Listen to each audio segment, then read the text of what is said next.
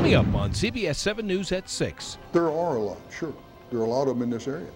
The largest immigration raid in Midland County history. See how law enforcement took almost 40 people into custody. This is not something you typically do as a homeowner, so it is very overwhelming. They are rebuilding their homes and their livelihoods after recent wildfires. We'll take a look at the hurdles they face. And the lack of rain is bringing at least one good thing: no mosquitoes. But what is their absence doing to the West Texas ecosystem? CBS 7 News at 6 starts right now. The West Texas wildfires are hitting ranchers hard. More than 2.5 million acres of grassland have burned across the state this year alone. Ranchers we've talked to say 90% of that land is used for agriculture. One of the biggest impacts is to the fence lines, destroying more than 400 miles in West Texas. And it takes $5,000 to $15,000 per mile to repair. Now, with their grazing land charred and expensive damage to their property, ranchers are facing their last resort. CBS 7's Shelley Childers has the story. Shelley? For many of these ranchers, dealing with the wildfires, wind, and red flag warnings have been a nightmare enough, but still with no rain in sight, now some are even talking complete liquidation of their livestock because they just can't afford to feed them. We're about 30% more than running per week than what we did this time last year. The stands may look empty, but the stalls are full at the Western Livestock Auction in Midland. As ranchers begin to unload the cattle they can no longer afford to feed. The severe drought in West Texas, coupled with the charred grazing lands, has left little to no grass for cattle, and now they're being sent to the auction. A lot of people are pulling their calves like 2 months early to sell them. But not only are ranchers losing their commodity, they're also losing money. Sid Wilson, owner of Western Livestock Auction, estimates ranchers are losing about $100 per cow by selling early, which can add up very quickly. Right now they're probably trimming all the old cows now, which would be they'll probably trim it by 30 to 40% by the fall, and if it hadn't rained by then they may liquidate completely. Fall seems to be the big deadline for ranchers who have not been impacted by wildfires. Rancher Tim Skarkey says he's lucky to still have grazing lands. I think I can hang on to my cattle till August without costing a lot of money.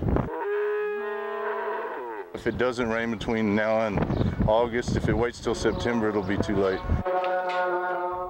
Most of the cattle being sold to other ranchers are going up north where the grass is still growing. Wilson says if the drought continues into the fall, he expects his auction to be even more flooded with cattle. Reporting live in the newsroom, Shelley Childers, CBS 7 News. Shelley, thanks very much. The largest wildfire in Texas history may be out, but now a group of ranchers is fired up about how the Rock House fire was put out. Tonight they are sharing their concerns with the Texas Forest Service at a meeting some say could get volatile.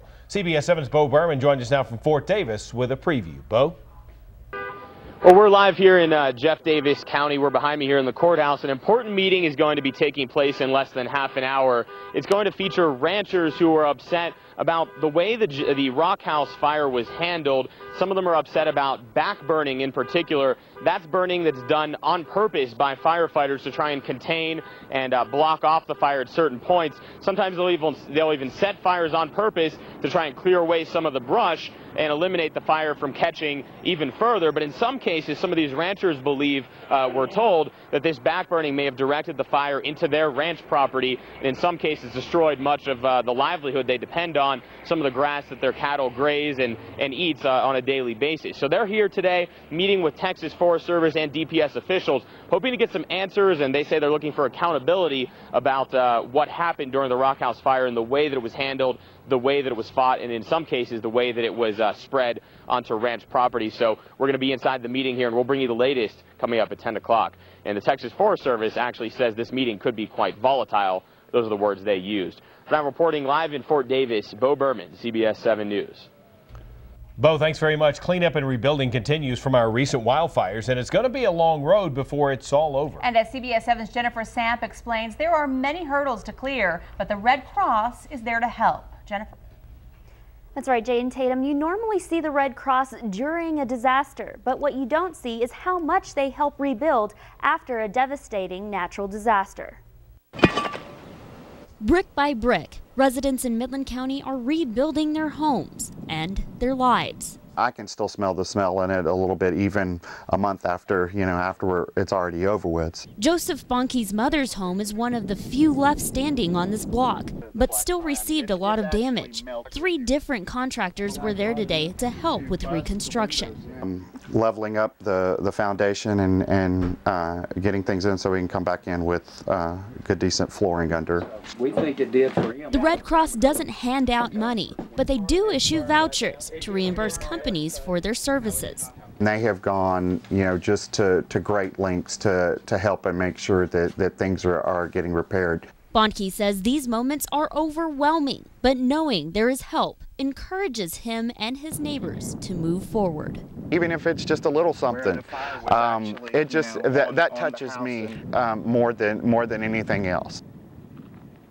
If you'd like to help the Red Cross, you can be part of our Help Your Neighbor matching campaign. Just go to CBS 7 for the address. You can send your donation over there. Live in the studio, Jennifer Samp, CBS 7 News. Jennifer, thanks very much. Our lack of rain is not helping with fears about more fire outbreaks. So can we expect these warm and breezy conditions to continue the rest of the week? We're going to find out right now. Let's check in with Weather Director Craig Stewart for a look outside. Craig? Jay Tatum, it has been breezy to windy today, mostly sunny, warm, and very dry outside. In fact, the weather headlines for you. We're looking for mostly sunny, warm, breezy this afternoon. There is a red flag warning in effect from 1 p.m. to 9 p.m. for your Wednesday. Now, in terms of early evening forecast, some of those clouds will get out of here. Mostly clear skies. It will be warm, 80 degrees at 10 o'clock. Look for the winds out of the west to southwest at about 10 to 20. Coming up in just a bit, we'll have the 7-day forecast. We'll let you know if the winds are going to stick around or if there's any rain in the forecast. The drought is becoming a pressing concern for cotton farmers who are getting ready to plant. In Midland County, more than 21,000 acres are used for dry land farming, which means the farmer relies solely on rain and uses no irrigation method. As cotton season approaches, the Texas AgriLife Extension says they are seriously concerned for those farmers. Of June, there's a planting deadline for cotton. As that gets closer and if we're still not getting any rainfall, they're going to have to really think hard and long about whether or not they're going to plant this year or how they're going to make their operation function. Matthew says he's also concerned our local dryland cotton farmers will be missing out on high prices cotton is currently selling for.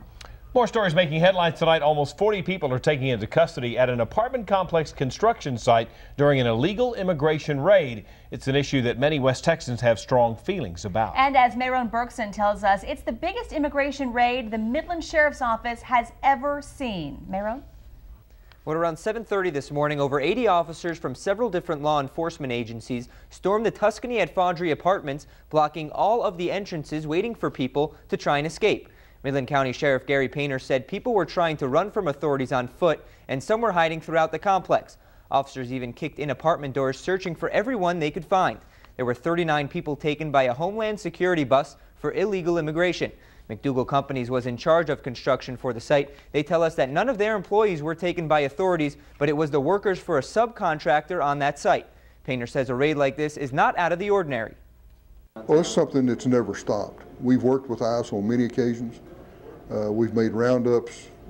This is the largest one that we've had in this area. This is nothing new. It's just something that we do. Now, Sheriff Painter says that the 39 people taken by that Homeland Security bus were transported out of town. We are working to find out where they were sent and what will happen to the subcontractor who is responsible for hiring those workers. For now, reporting live in the studio, Mayron Berkson, CBS 7 News. Mayron, thanks very much. The Exeter County Elections Administrator says a review of votes in Gardendale could lead to some different results. A vote to incorporate Gardendale in 6 different townships failed across the board over the weekend. The Elections Office tells us they are now officially reviewing the votes after complaints were filed that some people's votes were being counted in the wrong township. It's possible that some people's property was not addressed correctly.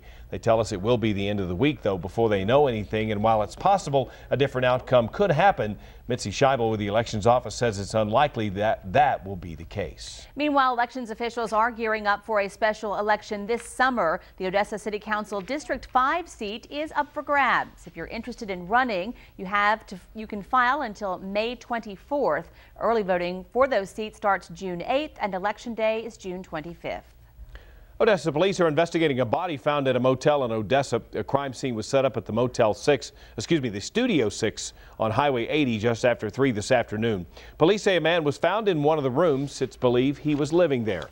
Foul play is not believed to be involved, but police are investigating. The scene is roped off with crime scene tape as well. The body will be sent for an autopsy to determine if he died from natural causes.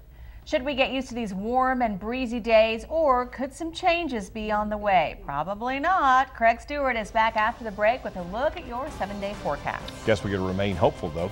And later on, wouldn't it be nice if those pesky mosquitoes stayed away this year? Our lack of rain is making it possible, but what kind of damage is it doing to the ecosystem? Before that, here's a look at those who have generously donated to our CBS 7 Help Your Neighbor Fund to aid the Red Cross in ongoing relief efforts. We are challenging you to do the same and help us get to a goal of $250,000. The address that you'll see in just a moment on your screen is where you can send your checks. We want you to know we appreciate your help in advance. You're watching CBS 7 News, your eye on West Texas.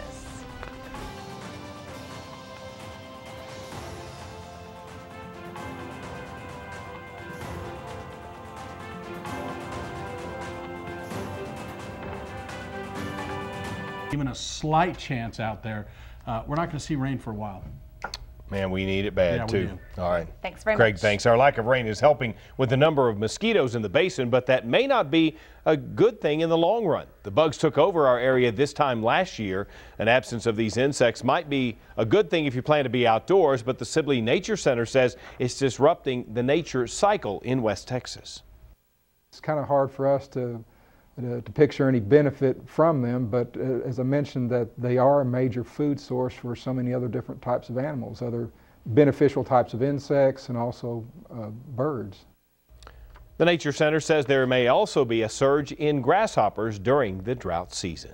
We have more to come on CBS 7 News, so stay with us. A heart screening for young Permian Basin athletes has yielded a handful of patients that could have a more serious problem. Last month, Midland Memorial Hospital screened almost 200 students for free and found 10 that had to be referred for further evaluation. The screening looks for tightening of the heart muscles under stress, something that could cause serious medical conditions in the future. And if we continue this whole process, and over the years, we will be able to identify a lot of people. And even if we can just save one life, that's one life saved. And Midland Memorial Hospital is planning to have another heart screening sometime in August. Brian Wilkerson joined us now. The Dallas Mavericks had a little bit of a delay, but now it's time to get back to business. 9 days off. We'll see how they do. Those old legs, but they have experienced legs, so I think they're going to be just fine against Oklahoma City tonight. One last look at the forecast. 10.7 7-day forecast. Another red flag warning for tomorrow. We'll see it from 1 p.m. to 9 p.m. Mostly sunny, 91, 90 on Thursday. Slightly cooler coming up Friday.